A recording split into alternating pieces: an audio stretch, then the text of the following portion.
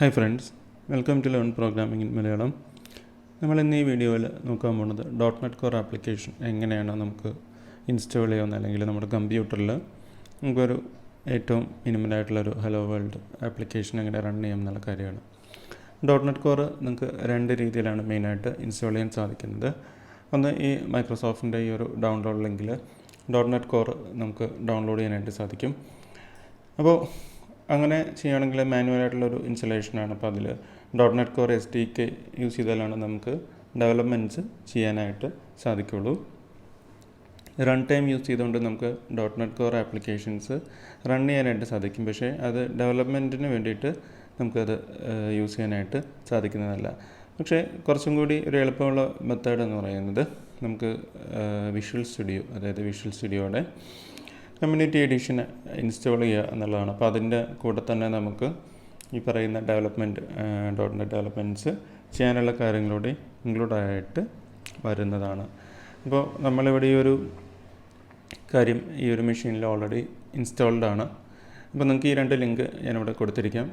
അപ്പോൾ visual studio use ചെയ്യുന്നവരാണെങ്കിൽ directly ഈ ഒരു ലിങ്കിൽ നിന്ന് വേണം ഡൗൺലോഡ് ചെയ്ത് കാര്യങ്ങൾ ഇൻസ്റ്റാൾ ചെയ്യാനായിട്ട്. അപ്പോൾ ഇൻസ്റ്റാൾ ചെയ്ത് കഴിഞ്ഞാൽ കുറേ പ്രോംപ്റ്റ്സ് ഇവർ ഈ ഒരു വിൻഡോയിൽ കാണുന്ന പോലെ കുറേ പ്രോംപ്റ്റ്സ് വരുന്നതായിരിക്കും. അപ്പോൾ അതൊക്കെ സക്സസ്ഫുള്ളി കംപ്ലീറ്റ് ആയി കഴിഞ്ഞാൽ നമുക്ക് വിഷ്വൽ സ്റ്റുഡിയോ പ്രോപ്പറായിട്ട് റൺ ചെയ്യാനായിട്ട് സാധിക്കും. അപ്പോൾ ഇൻസ്റ്റലേഷൻ സക്സസ്ഫുൾ ആയി കഴിഞ്ഞാൽ നിങ്ങൾക്കത് വെരിഫൈ ചെയ്യാൻ .NET Core കറക്റ്റായിട്ട് വർക്ക് ചെയ്യുന്നുണ്ടോ അറിയാനായിട്ട് വിൻഡോസിലായാലും ലിനക്സിലായാലും കമാൻഡ് ലൈനിലും ചെക്ക് ചെയ്ത് നോക്കാനായിട്ട് സാധിക്കുന്നതാണ്. ഇപ്പോൾ ഞാനൊരു കമാൻഡ് പ്രോംപ്റ്റ് എടുത്തു കഴിഞ്ഞാൽ എനിക്കിവിടെ .NETൻ്റെ വേർഷൻ ഇവിടെ സെർച്ച് ചെയ്ത് നോക്കാനായിട്ട് സാധിക്കും. .NET വേർഷൻ എന്ന് പറയുന്ന ഒരു കമാൻഡ് അടിച്ചു കഴിഞ്ഞാൽ എനിക്കൊരു വേർഷൻ നമ്പർ കറക്റ്റായിട്ട് കിട്ടുന്നുണ്ടെങ്കിൽ അതിനർത്ഥം നമ്മുടെ ഇൻസ്റ്റലേഷൻ പ്രോപ്പറായിട്ട് വർക്കിംഗ് ആണെന്നുള്ളതാണ്. അപ്പോൾ ഇത് വിൻഡോസിലായാലും ലിനക്സിലായാലും മാക്കോയിസിലായാലും നമുക്ക് ഒരുപോലെ തന്നെ ഈ .NET Core ആപ്ലിക്കേഷൻസ് ബിൽഡ് ചെയ്യാനും ഡിപ്ലോയ് ചെയ്യാനും സാധിക്കും. അപ്പോൾ ഇൻസ്റ്റലേഷൻ കഴിഞ്ഞാൽ നമുക്ക് വിഷ്വൽ സ്റ്റുഡിയോ ഫസ്റ്റ് സ്റ്റാർട്ട് ചെയ്യാം. അപ്പോൾ വിഷ്വൽ സ്റ്റുഡിയോ എടുത്തു കഴിഞ്ഞാൽ നമുക്ക് പുതിയ ഒരു ആപ്ലിക്കേഷൻ ക്രിയേറ്റ് ചെയ്യണം. അപ്പോൾ ഞാനിവിടെ ന്യൂ എന്ന് പറയുന്ന ഓപ്ഷൻ കൊടുക്കുകയാണ്. അപ്പോൾ നിങ്ങൾ വിൻഡോസിലാണ് യൂസ് ചെയ്യുന്നതെങ്കിൽ ഈ ഒരു ഇൻ്റർഫേസൊക്കെ ചെറിയ വ്യത്യാസം ഉണ്ടാവാനായിട്ട് സാധ്യതയുണ്ട്. പക്ഷേ ആക്ച്വൽ കോഡിങ്ങോ അങ്ങനത്തെ കാര്യങ്ങളൊന്നും വ്യത്യാസമില്ല. അപ്പോൾ ഇതിൽ ന്യൂ പ്രൊജക്റ്റ് കൊടുത്തു കഴിഞ്ഞാൽ ഫസ്റ്റ് കുറച്ച് ഓപ്ഷൻസ് ഇവിടെ കാണാനായിട്ട് സാധിക്കും. അപ്പോൾ അതിൽ ഞാനിവിടെ ആപ്പ് എന്ന് പറയുന്ന ഓപ്ഷൻ ഇവിടെ ചൂസ് ചെയ്യുകയാണ്. അപ്പോൾ അതിൽ ASP.NET Coreന് നമുക്ക് ഇൻബിൽട്ടായിട്ട് ഒരുപാട് ടെംപ്ലേറ്റ്സ് ഉണ്ട്. അതായത് ഒരു പർട്ടിക്കുലർ രീതിയിൽ ഡെവലപ്പ് ചെയ്യണമെങ്കിൽ ആ പർട്ടിക്കുലർ ടെംപ്ലേറ്റ്സ് യൂസ് ചെയ്തുകൊണ്ട് നമുക്ക് ഡെവലപ്മെൻറ്റ് ചെയ്യാനായിട്ട് സാധിക്കും. അപ്പോൾ നമ്മൾ ഈ ഒരു സീരീസിൽ കൂടുതലായിട്ട് MVC ടൈപ്പാണ് നോക്കുന്നത്. പക്ഷേ എങ്കിലും നമ്മൾ കോഡിങ് ഫസ്റ്റ് തുടങ്ങുന്നത് എപ്പോഴും ഒരു empty ടെംപ്ലേറ്റിൽ നിന്നായിരിക്കും. കാരണം empty ടെംപ്ലേറ്റിൽ പ്രത്യേകിച്ച് കണ്ടൻസ് ഒന്നും തന്നെ ഉണ്ടാവില്ല. അപ്പോൾ നമ്മളതിലേക്ക് ഓരോരോ കാര്യങ്ങൾ ആഡപ്പായി വന്നിട്ടായിരിക്കും ഓരോരോ കൺസെപ്റ്റ് ഫ്രെയിംവർക്കിലെ കൺസെപ്റ്റ് പഠിക്കുന്നത്. അപ്പോൾ നിങ്ങൾക്ക് ഇത് അല്ലെങ്കിൽ ഈ ഒരു MVC ഇത് കൊടുത്താലും പ്രൊജക്റ്റ് ജനറേറ്റ് ചെയ്യാവുന്നതാണ്. അപ്പോൾ ഇതിൽ വേറൊരു കാര്യം ശ്രദ്ധിക്കേണ്ടത്, ഇവിടെ ലാംഗ്വേജ് സപ്പോർട്ട് 2 ലാംഗ്വേജ് ഉണ്ട്. അതായത് C# F# നമുക്ക് കോഡ് ഡെവലപ്മെൻറ്റ് പോസിബിളാണ്. പക്ഷേ C# ഏറ്റവും കൂടുതലായിട്ട് യൂസ് ചെയ്യുന്നത്. നമ്മൾ ഈ ഒരു സീരീസിൽ C# തന്നെയായിരിക്കും ഡെവലപ്മെൻറ്റ് ചെയ്യുന്നത്. അപ്പോൾ ഇത് കൊടുത്തു കഴിഞ്ഞാൽ നമ്മൾ ASP.NET Coreൻ്റെ empty ടെംപ്ലേറ്റാണ് യൂസ് ചെയ്യുന്നത്. അത് കഴിഞ്ഞാൽ നമുക്ക് നെക്സ്റ്റ് കൊടുക്കാം. അപ്പോൾ നെക്സ്റ്റ് കൊടുത്തു കഴിഞ്ഞാൽ അടുത്തൊരു വിൻഡോയിൽ വരുന്ന ക്വസ്റ്റ്യൻ എന്ന് പറഞ്ഞാൽ നമുക്ക് പ്രൊജക്റ്റിൻ്റെ നെയിം അല്ലെങ്കിൽ അത് സേവ് ചെയ്യേണ്ട പാത്ത് ഒക്കെ കൊടുക്കണം. അപ്പോൾ അതിന് മുമ്പ് ഇവിടെ ഒരു പ്രോംപ്റ്റും കൂടി വരും. കാരണം നമുക്ക് .NET Core ഇപ്പോൾ എൻ്റെ ഒരു മെഷീനിൽ 2 വേർഷൻസ് ഇൻസ്റ്റാൾ ആയിട്ടുണ്ട്. അപ്പോൾ അതിലേത് യൂസ് ചെയ്യണം എന്നുള്ള ആ ഒരു പ്രോംപ്റ്റാണ് ഇവിടെ കൊടുത്തിരിക്കുന്നത്.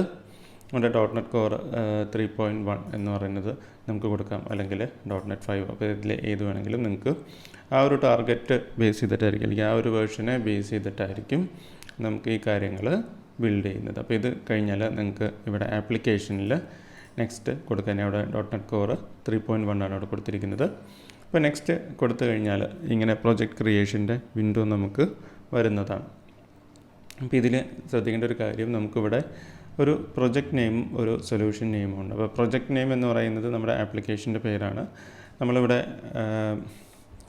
Learn .NET Core എന്ന് പറയുന്ന ഒരു പേര് കൊടുക്കുന്നു. പക്ഷേ സൊല്യൂഷൻ നെയിം ബൈ ഡിഫോൾട്ട് ആ സെയിം നെയിമിൽ തന്നെയാണ് വരുന്നത്. നമുക്ക് വേണമെങ്കിൽ അത് മാറ്റി കൊടുക്കാം. അപ്പോൾ സൊല്യൂഷൻ എന്ന് പറയുന്ന കൺസെപ്റ്റ്, ഒരു സൊല്യൂഷനിൽ നമുക്ക് ഒന്നോ അതിലധികമോ ആപ്ലിക്കേഷൻ അല്ലെങ്കിൽ ഒന്നോ അതിലധികമോ പ്രൊജക്ട്സ് ക്രിയേറ്റ് ചെയ്യാനായിട്ട് സാധിക്കും. അതായത് ഇവിടെ ഒരു സൊല്യൂഷൻ്റെ അകത്താണ് ഇവിടെ ഒരു പ്രൊജക്റ്റ് വന്നിരിക്കുന്നത്. പിന്നെ അതുപോലെ തന്നെ നിങ്ങൾക്ക് ജിറ്റ് യൂസ് ചെയ്യുന്നുണ്ടെങ്കിൽ വേർഷൻ കൺട്രോളിങ് യൂസ് ചെയ്യാം. ഇതിവിടെ ചെക്ക് ചെയ്ത് കഴിഞ്ഞാൽ ജിറ്റിൻ്റെ ഫയൽസും കൂടി ഓട്ടോമാറ്റിക്കലി ക്രിയേറ്റ് ആയിട്ട് വരുന്നതാണ്. അപ്പോൾ സൊല്യൂഷൻ്റെ പേര് ഞാനിവിടെ .NET Core സൊല്യൂഷൻ എന്ന് പറഞ്ഞ് ഇവിടെ കൊടുക്കുകയാണ്. അപ്പോൾ ഇത് ഫൈനലി നമ്മൾ പാത്താണ് ഇവിടെ കൊടുത്തിരിക്കുന്നത്. പ്രൊജക്ട്സിൻ്റെ സേവ് ചെയ്യേണ്ട, നമ്മുടെ കമ്പ്യൂട്ടറിൽ സേവ് ചെയ്യേണ്ട പാത്തും കൊടുത്തു കഴിഞ്ഞാൽ നമുക്കിവിടെ ക്രിയേറ്റ് എന്ന് പറയുന്ന ബട്ടൺ കൊടുക്കാവുന്നതാണ്. അപ്പോൾ ഇത്രയും കൊടുത്തു കഴിഞ്ഞാൽ നമ്മുടെ പ്രൊജക്റ്റ് ക്രിയേഷൻ സക്സസ്ഫുള്ളി കംപ്ലീറ്റഡ് ആവുന്നതാണ്. അപ്പോൾ വിഷ്വൽ സ്റ്റുഡിയോ ഈ ഒരു പ്രൊജക്റ്റ് ലോഡ് ചെയ്തുകൊണ്ടിരിക്കുകയാണ് കാണുന്നത്. അപ്പോൾ അത് കുറച്ച് ടൈം എടുക്കും. ഫസ്റ്റ് ഇനീഷ്യലി നിങ്ങൾ ഫസ്റ്റ് ടൈം പ്രൊജക്റ്റ് ക്രിയേറ്റ് ചെയ്യുമ്പോൾ ചിലപ്പോൾ കുറച്ചൊരു സെക്കൻഡ് വെയിറ്റ് ചെയ്യേണ്ടി വരും. അപ്പോൾ ഇവിടെ നിങ്ങൾക്ക് .NET Core എന്ന് പറയുന്ന നമ്മുടെ സൊല്യൂഷൻ്റെ അകത്ത് തന്നെ ഒരു പ്രൊജക്റ്റ് .NET Core എന്ന് പറയുന്ന ഒരു കാര്യം വന്നിട്ടുണ്ട്. പിന്നെ നമുക്കിത് കോഡിലേക്ക് നോക്കുന്നതിന് മുമ്പ് പ്ലെയിനായിട്ട്, അതായത് ബൈ ഡിഫോൾട്ട് കോഡ് എന്താണ് എന്നുള്ളത് അറിയാനായിട്ട് ഇതൊന്ന് റൺ ചെയ്ത് നോക്കാം. ഞാനിവിടെ ഈ ഒരു പ്ലേ ബട്ടൺ യൂസ് ചെയ്യണം. അപ്പോൾ ഇവിടെ പ്രൊജക്റ്റ് ബിൽഡ് ചെയ്ത് ആപ്ലിക്കേഷൻ സ്റ്റാർട്ട് ചെയ്തുകൊണ്ടിരിക്കുന്നതാണ് കാണുന്നത്. അപ്പോൾ ഈ ഒരു പ്രോസസ്സൊക്കെ കുറച്ച് ടൈം എടുക്കും, കാരണം ബിൽഡ് എടുക്കാനൊക്കെ ആയിട്ടുള്ളൊരു ഡിലേ ഉണ്ടാവുന്നതാണ് നോർമലി. അപ്പോൾ ഇത് എടുത്ത് വന്നു കഴിഞ്ഞാൽ ഇതിപ്പോൾ കൊടുത്തിരിക്കുന്നത് ഒരു HTTPSൻ്റെ വാണിംഗ് ആണ്. അപ്പോൾ നിങ്ങൾക്കത് ഇഗ്നോർ ചെയ്യാവുന്നതാണ്, കാരണം നമ്മളൊരു ലോക്കൽ എൻവയോൺമെൻ്റ് ആയതുകൊണ്ട് അതൊരു പ്രശ്നമുള്ള കാര്യമല്ല. പക്ഷേ ലൈവായിട്ടുള്ള സെർവറിൽ ഒരിക്കലും അങ്ങനെ ചെയ്യരുത്. അപ്പോൾ നിങ്ങൾക്ക് ഇതിപ്പോൾ സൊല്യൂഷൻ നമ്മൾ പ്രൊജക്റ്റ് ക്രിയേറ്റ് ചെയ്ത് കഴിഞ്ഞപ്പോൾ വന്ന ഔട്ട്പുട്ട് എന്ന് പറയുന്നത് ജസ്റ്റ് ഒരു ഹലോ വേൾഡ് എന്ന് പറയുന്ന ഒരു ഔട്ട്പുട്ടാണ് നമുക്ക് വന്നിരിക്കുന്നത്. അപ്പോൾ ഈ ഒരു ആപ്ലിക്കേഷൻ സ്റ്റാർട്ട് ആയിരിക്കുന്നത് ലോക്കൽ ഹോസ്റ്റ് :5001 എന്ന് പറയുന്ന പോർട്ടിലാണ്. 5001 എന്ന് പറയുന്ന പോർട്ടിലാണ് ഈ ഒരു ആപ്ലിക്കേഷൻ ഇപ്പോൾ റൺ ചെയ്യുന്നത്. അപ്പോൾ ഞാനിതിവിടെ സ്റ്റോപ്പ് ചെയ്യണം. അപ്പോൾ ഇനി നമുക്ക് ഇതിൻ്റെ കോഡ് എങ്ങനെയാണ് ഈ ഒരു കാര്യം വർക്ക് ചെയ്തത് എന്നുള്ളത് നോക്കാം. നിങ്ങളിവിടെ സൊല്യൂഷൻ എക്സ്പ്ലോററിൽ നോക്കുകയാണെങ്കിൽ നമുക്ക് മെയിനായിട്ട് 2 ഫയൽസാണ് ഇവിടെ കാണാനായിട്ട് സാധിക്കുന്നത്. ഫസ്റ്റ് ഫയൽ എന്ന് പറയുന്നത് സ്റ്റാർട്ടപ്പ് ഫയലാണ്. ഈ സ്റ്റാർട്ടപ്പ് ഫയലിൽ ആണ് നമ്മൾ പല കാര്യങ്ങളും കോൺഫിഗർ ചെയ്ത് പറഞ്ഞു കൊടുക്കുന്നത്. അപ്പോൾ അതിൽ ആ ഒരു ക്ലാസ്സിൽ ഇൻബിൽഡായിട്ട് 2 മെത്തേഡ്സാണ് ബൈ ഡിഫോൾട്ട് ഉള്ളത്. ഒന്ന് കോൺഫിഗർ സർവീസസ് എന്ന് പറയുന്ന മെത്തേഡും മറ്റേത് കോൺഫിഗർ എന്ന് പറയുന്ന മെത്തേഡും. അപ്പോൾ നമ്മൾ ഇതിലേക്ക് ഇനി ഓരോരോ കാര്യങ്ങൾ ആഡ് ചെയ്തിട്ടായിരിക്കും നമ്മുടെ ഡെവലപ്മെൻറ്റ് ചെയ്യുന്നത്.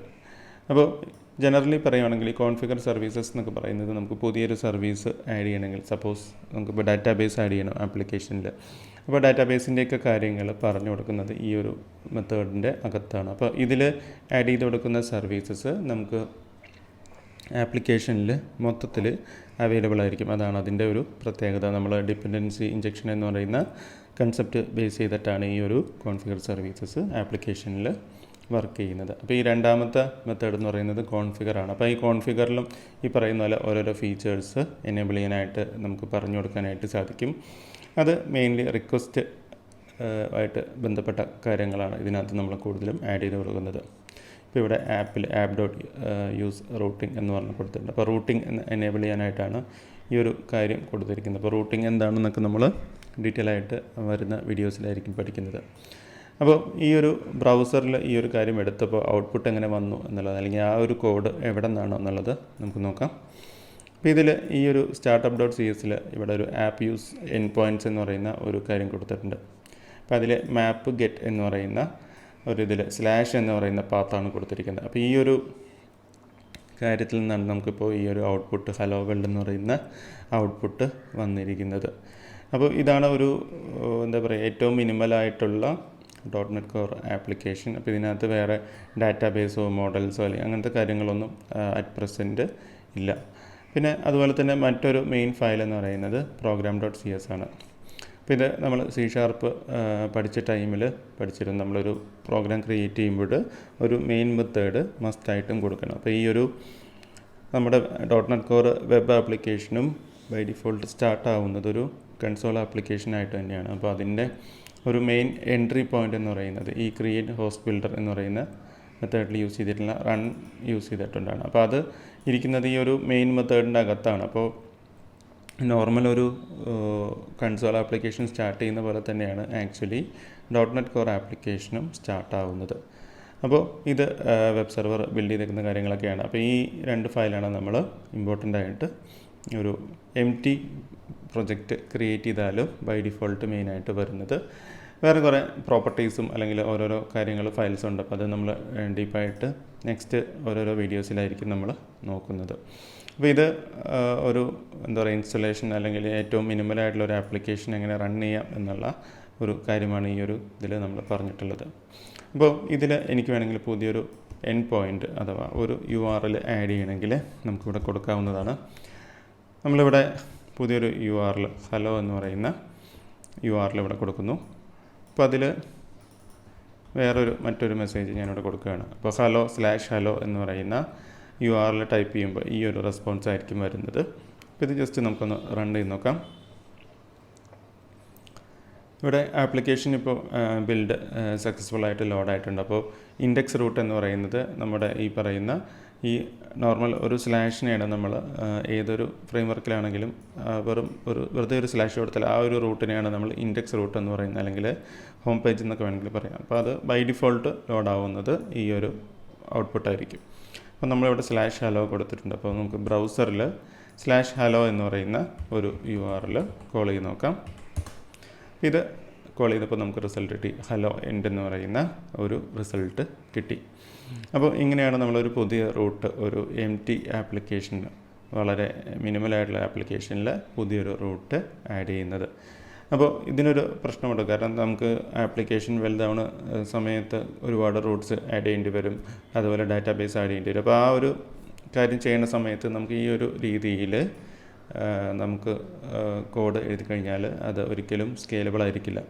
അപ്പോൾ നമ്മൾ നെക്സ്റ്റ് വീഡിയോയിൽ നോക്കാൻ പോകുന്നത് ഈ ഒരു കോഡിനെ അല്ലെങ്കിൽ ഈ ഒരു എൻഡ് പോയിൻറ്റ്സിനെ എങ്ങനെ നമ്മൾ കൺട്രോളേഴ്സൊക്കെ കൊടുത്തിട്ട് കുറച്ചും കൂടി ഓർഗനൈസ്ഡ് ആയിട്ട് റൂട്ട്സ് അല്ലെങ്കിൽ URLs എങ്ങനെ ആഡ് ചെയ്യാം എന്നുള്ള കാര്യങ്ങളാണ്.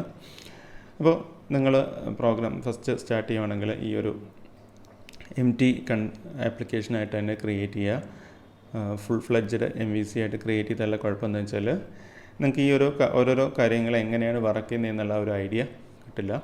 പക്ഷേ നമ്മളൊരു റിയൽ പ്രൊജക്റ്റ് ചെയ്യുന്ന സമയത്താണെങ്കിൽ ബൈ ഡിഫോൾട്ടുള്ള MVC കാര്യങ്ങൾ കൊടുത്തിട്ട് പ്രൊജക്റ്റ് ചെയ്യുന്നതിൽ തെറ്റില്ല.